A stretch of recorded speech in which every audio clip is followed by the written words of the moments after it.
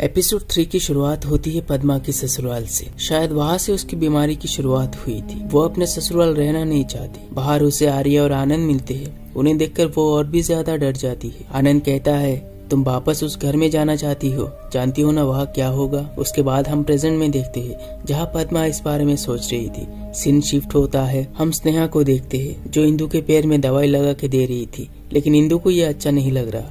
बातों ही बातों में इंदु पूछती है कि तुम्हारे भैया इतना गुस्सा करते हैं। स्नेहा कहती है कि इतना भी नहीं। तो इंदु पूछती है कि तुम्हारे भैया आखिरी बार कब गुस्सा हुए थे। तब स्नेहा फ्लैशबैक में चली जाती है जहां आनंद आर्या की पत्नी वैष्णवी पर गुस्सा हुआ था और वो उसे घर से बाहर चले जाने को कह रहा था, नहीं तो वो उसे मार देगा। अब आर्या और वैष्णवी के बीच ऐसा क्या हुआ था। इंदु ये भी पूछती है, जब मैं घर के अंदर आ रही थी तब एक औरत ने कहा चली जा, वो कौन है। जिस पर स्नेहा कहती है कि वो मेरी बहन है, जिसकी दिमागी हालत बचपन से ही ऐसी है और वो हमेशा ऐसे ही बात करती है।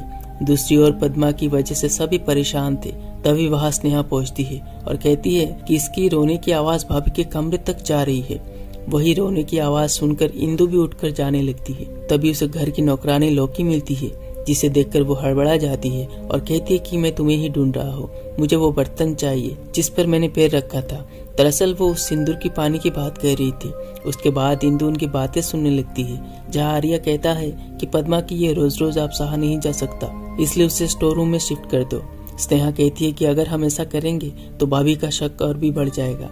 इंदु उनकी बातें सुनते हुए बाजीराव देख लेता है, पर वो कुछ कहता नहीं। अब अगले दिन लौकी उस सिंदूर की पानी ले आती है और जब इंदु उसमें हाथ डालकर चेक करती है तो उसे पता चलता है कि उसमें मिर्ची पाउडर मिला हुआ था। उसके बाद लौकी जब उसे वापस ले जाती है तो आनंद की माँ पूछती है कि तुम इसे लेकर कहाँ गई थी। तो लौकी कहती है कि इंदु मैम साहब ने मंगवाई थी।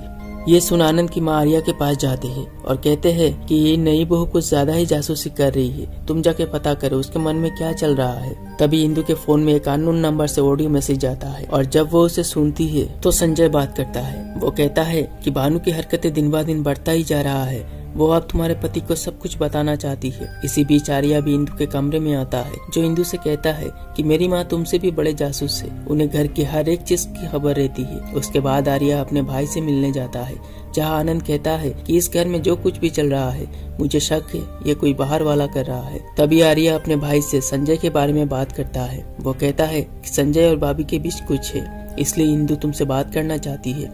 आनंद गुस्सा हो जाता है और कहता है कि आगे चलकर मेरा भी हाल तेरे जैसा होने वाला है। वही आनंद की माँ इंदु को पूजा करने का काम सौंपते हैं और कहते हैं कि इस घर की कोई भी बातें बाहर नहीं जाना चाहिए। आज रात अमावस्या भी था, इसलिए वो इंदु से कहते हैं कि वो अपनी मुंह आनंद को ना दिखाए, इसलिए आज रात इंदु के साथ स्नेहा सो जाएगी। उसके बाद आनंद इंदु से बात करता है। वो जानते हुए भी इंदु से भानु के पति का नाम पूछता है। इंदु बड़े एटीट्यूड के साथ उसका नाम लेती है, जिससे आनंद का गुस्सा और भी बढ़ जाता है। वही स्नेहा और इंदु सो रहे थे, तभी स्नेहा का पति उसे बार बार कॉल करता है उसके पास जाने के लिए। दरअसल बाजीराव जब अपने पत्नी के साथ सोता है तो उसके दिमाग में किसी दूसरे लड़की का ख्याल होता है। इंदु उसे जाने को कहती है पर वो जाती नहीं और यही सो जाती है। बाहर आनंद के फोन में कोई बार बार कॉल कर रहा है, लेकिन रिसीव करने पर कोई बात नहीं करता। उसके बाद वो जाके ड्राइंग रूम में सो जाता है, पर वो सोने से पहले आर्या से कहता है कि वो अच्छे से सभी दरवाजे बंद करके सो जाए। इंदु नींद से जाग जाती है और पद्मा के कमरे में चली जाती है। इंदु को देख पद्मा कहने लगती है